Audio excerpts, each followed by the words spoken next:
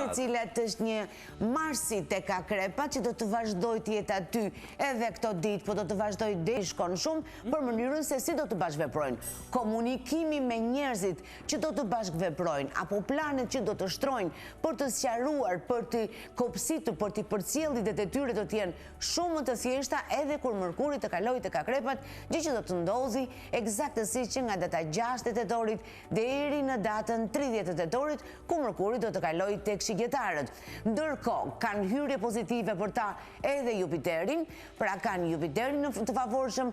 do të kenë Mërkurin të favorshëm, Venusin jo kaq komod, por do të lidhet vetëm me ekonominë e tyre, pra jo me emocionet. Pra do të duhet të shpenzojnë ai sa u mban xhepi, akoma sepse do të kenë gjërat më të thjeshta në brendësi të vjeshtës. Kështu që vetëm me të kontrolluarit të shpenzimeve si këto ditë, por edhe në vazhdimsi. Megjithatë, këtë javë, duke nisur nga dita e sotme, vazhdon të ndikohen nga hyrja